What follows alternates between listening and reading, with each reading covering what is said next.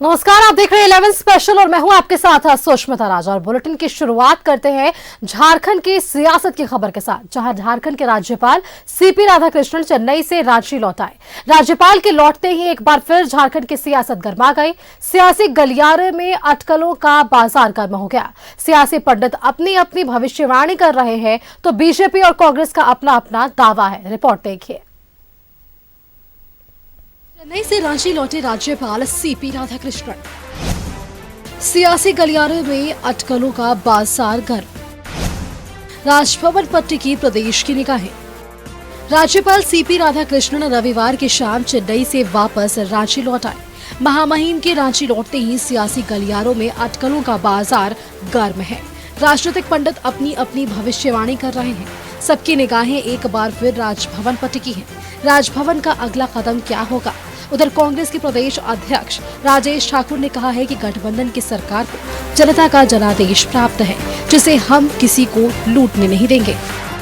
देखिए, आप लोग ऐसे जो भी कहते रहें, जनमत और बहुमत वाली सरकार है।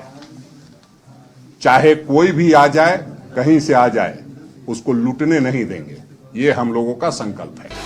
उधर बीजेपी के प्रदेश अध्यक्ष बाबूलाल मरांडी पहले ही राज्यपाल को पत्र लिखकर गांधी उपचुनाव नहीं कराने का आग्रह कर चुके हैं। बीजेपी के मीडिया प्रभारी शिवपूजन पाठक ने कहा है कि जो निर्णय लेना है वो राजभवन को लेना है। जो कदम उठाना चाहिए था वो माननीय प्रदेश अध्यक्ष जी ने विधिवत पत्र के माध्यम से जो कोर्ट के निर्णय हैं, 1 साल से कम अवधि में चुनाव नहीं कराए जाने का, इन सारी चीज़ों का उल्लेख करते हुए आप सबने उसको देखा होगा, चूँकि वो मीडिया में प्रकाशित भी हुई है, तो वो दिया है। अब इस पर तो ऐसी परिस्थिति आएगी तब महामहिम उस पर क्या निर्णय लेते हैं, ये महामहिम के विवेक पर है। ईडी की बढ़ती सक्रियता और राजभवन की चुप्पी से सियासी सस्पेंस और बढ़ गया है। राज्यपाल कुछ बोलने से बच रहे हैं। राजभवन का अगला कदम क्या होगा, इसका इंतजार हर किसी को है। रांची से न्यूज़ 11 भारत के लिए विपिन के साथ राजेश की रिपोर्ट। और इसी खबर पर और भी जानकारी के लिए हमारे साथ रांची से संवाददाता राजेश जुड़ रहे हैं। राजेश की ओर रुख करते हैं। राजेश, ईडी के पूरे प्रकरण को हमने देखा, जिस तरीके से ईडी की लगातार ताबड़तोड़ छापेमारियां और उसके बाद समन जो है मुख्यमंत्री हेमंत सोरेन को जारी किया गया और उसके बाद गांधी विधानसभा की सीट जो है वो खाली होती है और उसके ठीक तुरंत बाद राज्यपाल सीपी राधाकृष्णन चेन्नई के लिए रवाना हो जाते हैं। और आज वो दिन जब राज्यपाल वापस लौटे हैं और फिर वापस से ये बयानबाजी और अटकलों का बाजार जो है वो गर्म हो गया है। राजेश,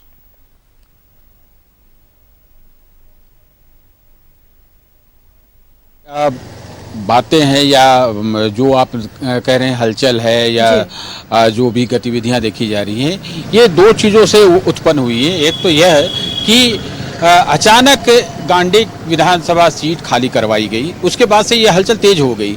इसका मतलब ये निकाला जाने लगा कि कहीं न कहीं सरकार को ये लग रहा है, यानी सरकार के मुखिया को ये लग रहा है कि कोई संकट आने वाले समय में उत्पन्न हो सकता है। आपने देखा है, यह भी देखा कि 3 तारीख को यानी 3 जनवरी को विधायक दल की बैठक बुलाई गई और वहां पर जो विधायकों को कहा मुख्यमंत्री ने, और जो बाहर मीटिंग के बाहर आकर विधायकों ने कहा कि ये एक अल्टरनेटिव के रूप में ये निर्णय लिया गया कि एक सीट खाली कराई जाए, ताकि अगर कोई ऐसी विषम परिस्थिति उत्पन्न होती है तो उसके अनुसार से निर्णय लिया जाएगा। अब सवाल ये उठ रहा है कि ऐसी विषम स्थिति का आकलन कैसे किया जा रहा है। एक जगह सीट खाली कराई जा रही है जिसके बारे में ये भी कहा जा रहा है कि नहीं, पहले तो ये लग रहा था कि अगर मुख्यमंत्री को इस्तीफा देना पड़ गया तो उनकी धर्मपत्नी चुनाव लड़ सकती। मुख्यमंत्री ने इसे सिरे से खारिज किया। उनका मीडिया में बयान भी आया कि ऐसी कोई बात नहीं है, लेकिन परिस्थितियां जो बता रही है उससे यह लग रहा है कि जरूर कहीं न कहीं एक एप्रीहेंशन की स्थिति है सरकार के खेमे में कि आगे कुछ भी हो सकता है। राज्यपाल लौट आए हैं, अभी थोड़ी देर मैं राजभवन के पास ही हूँ, कुछ समय पहले वो राजभवन पहुँचे हैं। अब सबकी निगाहें राजभवन पर टिकी है कि क्या होगा। जैसे कहते हैं ना, क्या होगा इसके बाद, तो ये सारी चीज़ें सोचने समझने के लिए सभी लोग लगे हुए हैं। सत्ता पक्ष के लोग लगे हुए हैं, बीजेपी के लोग लगे हुए हैं। बीजेपी का एकदम पूरी तरह से कहना है कि गांधी का सीट पर विधानसभा का उपचुनाव नहीं हो सकता है उसने अपने बाबूलाल मरांडी ने अपने लेटर के माध्यम से राज्यपाल को कहा है कि ये चीज़ें हैं। वैसे सामान्यतः ये कहा जाता है कि जब 6 महीने का भी से अधिक का समय रहता है तो चुनाव करा लिया जाता है, लेकिन मुंबई हाई कोर्ट का संभवतः ऐसा ही कुछ आदेश है कि कम से कम एक विधायक जो निर्वाचित होगा उसको विधानसभा में 1 साल का समय मिलना चाहिए। तो उस लिहाज से तो चुनाव हो नहीं सकता, लेकिन इस विषय पर मुख्य निर्वाचन पदाधिकारी की ओर से कोई ऑफिशियल बयान तो आया नहीं है, लेकिन इतना है कि यह सारी चीज़ें चुनाव कराना है या नहीं कराना है, ये भारत निर्वाचन आयोग जो तय नियम है, प्रोविजन है, संविधान जो कहता है, कोर्ट के आदेश के अनुरूप क्या निर्णय लेता है, ये तो आने वाले समय में पता चलेगा। लेकिन राज्यपाल लौटे हैं, लोगों को ये लग रहा है कि आने वाले समय में कुछ हो सकता है। अब क्या होगा ये तो नहीं कहा जा सकता। एक लिफाफा भी राजभवन में पिछले लगभग 15-16 महीने से यहाँ उसके खुलने की भी बात कभी कभी उड़ती रहती है, तो अब देखना होगा कि क्या है। वर्तमान जो माहौल है, नए साल का आगाज ही हुआ है राजनीतिक हलचल से। आप देखें कि झारखंड में एक तरह से भूचाल सा आ गया एक जब इस्तीफा हुआ। अब हमें इंतजार करना होगा कि राजभवन क्या करता है या सरकार क्या करती है, या आपने देखा कि ईडी की भी ताबड़तोड़ छापेमारी हुई, वो भी सत्ता के इर्द गिर्द रहने वालों के ठिकानों पर हुई। और पूरा 2023 में कई बार ईडी की छापेमारी हुई, मुख्यमंत्री को 7 बार सम्मन दिया गया। तो ये तमाम चीजें देखकर लोग जो है वो कहीं न कहीं एक उलझन की स्थिति है कि आगे क्या होगा।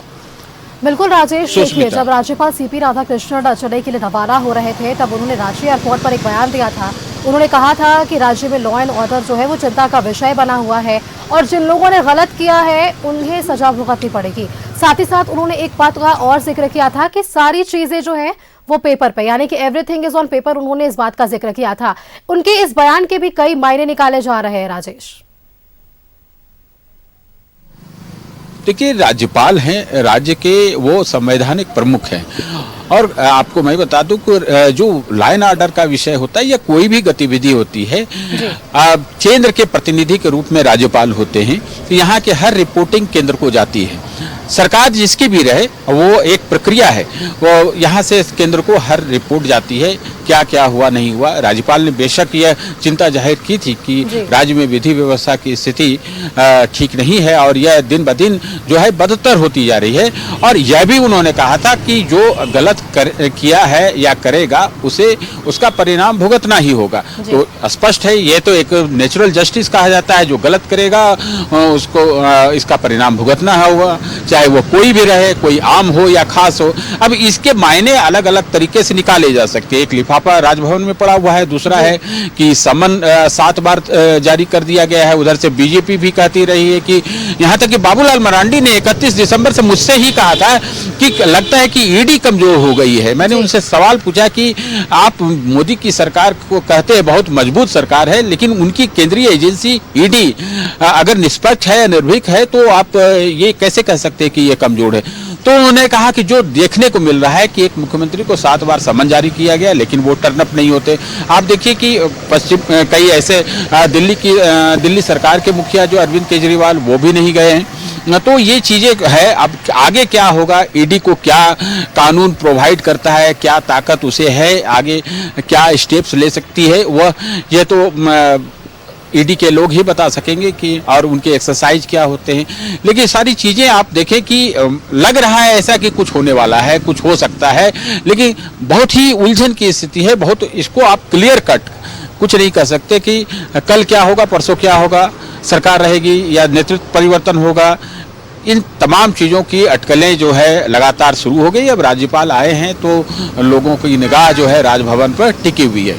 राजेश, बिल्कुल देखिए ये पूरा जो मामला है वो निकलकर सामने आया गांधी विधानसभा उपचुनाव की जब सीट खाली होती है तब, और इसके बाद अब इस पूरे मसले को लेकर इंडिया गठबंधन के जो प्रतिनिधिमंडल है वो भी निर्वाचन आयोग पहुंचते हैं और गांधी विधानसभा उपचुनाव कराने की एक अपील करते हैं वे भी। और दूसरी तरफ बीजेपी के प्रदेश अध्यक्ष बाबूलाल मरांडी भी एक पत्र जो है वो राज्यपाल के हाथों सौंपते हैं और वहां चुनाव नहीं होने की जो संभावनाएं है वो जिक्र करते हैं उन सारी चीजों को लेकर। तो कहीं ना कहीं जिस तरीके से पहले भी मुख्यमंत्री ने इस बात का जिक्र किया कि उनकी पत्नी के जो नाम सामने आ रही थी कल्पना सोरेन का, कि वे वहां से चुनाव लड़ने वाली, उस पर उन्होंने विराम लगाया। उसके बाद चुनाव जो है वहां से कराने की बात बातें सामने आ रही। बीजेपी इस पर साफ तौर पर कह रही है कि इसका पहले से ही जो है चुनाव नहीं संभव है, वहां पे इसको लेकर राज्यपाल को जो है वो पत्र सौंप दिया गया है।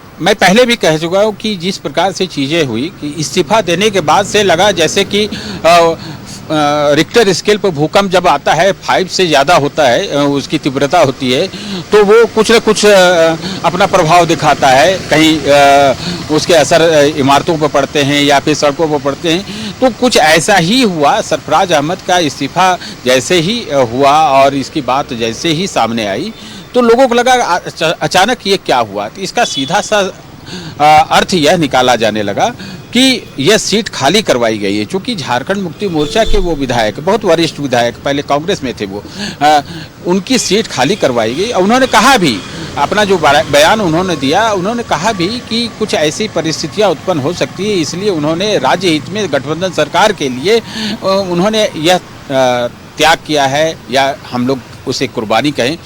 तो उनके बयान कई बार आए हैं। तो लेकिन ये एसेस किया जा रहा था कि यह सीट जो है ऐसा होगा कि अगर मुख्यमंत्री को किसी प्रकार का ईडी के सामने जाना पड़े या किसी तरह की ऐसी उन्हें इस्तीफा देने को मजबूर होना पड़े, कानून, चूँकि कानून क्या कहता है इसकी अलग अलग व्याख्या हो सकती है, उन्हें अगर ऐसा लगा और तो वो कुर्सी अपनी धर्मपत्नी को दे सकते हैं। लेकिन उन्होंने इस स्पेकुलेशन को विराम दिया। उन्होंने बयान दिया कि नहीं, ऐसा कुछ नहीं है, ये सारी चीज़ें की गई हैं फॉर आप उसको कहते हैं एक अल्टरनेटिव स्टेप के रूप में, कि किस प्रकार से अगर ये ऐसा होता है तो आने वाले समय में क्या करना है। इसलिए सीटें खाली करवाई गई है। और आपने देखा कि पूरा डेलीगेशन जेएमएम का चला गया चुनाव आयोग के पास कि जल्द से जल्द इसकी प्रक्रिया शुरू करिए, और वहां जाकर ये कहा गया कि उपचुनाव के की प्रक्रिया शुरू की जाए। बीजेपी ने पहले राजभवन दौड़े, उस समय राज्यपाल नहीं थे, बाबूलाल मरांडी का पत्र लेके वहां के नेता पहुंचे राजभवन, राज्यपाल चले गए थे यहाँ से, और एक लेटर उनके नाम से दिया गया कि चुनाव नहीं कराया जा सकता है। तो सारी चीजें देख रही है, सहमत का खेल चल रहा है। बीजेपी चाह रही कि वहाँ चुनाव नहीं हो, और इस दौरान कुछ भी हो सकता है, चूंकि ईडी को क्या पावर है, क्या कर सकती है एक संवैधानिक पद पर बैठे मुख्यमंत्री के संबंध में, चूंकि वो 7 बार समन उनको सर्व किया गया है लेकिन वो नहीं गए हैं। तो ऐसे दृष्टांत है, इसको लेकर बीजेपी भी अलर्ट हो गई कि किसी प्रकार से वहाँ चुनाव नहीं होना। कई डॉक्यूमेंट्स उपलब्ध कराए गए कि मुंबई हाईकोर्ट का ये आदेश है जिस कारण से नहीं हो सकता है। उधर कई अन्य बीजेपी के नेता और सांसद भी लग गए कि ये चुनाव नहीं कराया जा सकता। स्पष्ट है कि चीजें जो है थोड़ी सी उलझी हुई है, जो है वो अटक रही है, और अब सभी की निगाहें राजभवन पर टिकी है कि राजभवन का अगला कदम क्या होगा। फिलहाल राजेश, आपका बहुत बहुत धन्यवाद हमारे साथ जुड़ने के लिए और तमाम जानकारियां हमारे दर्शकों के साथ साझा करने के लिए कि किस तरीके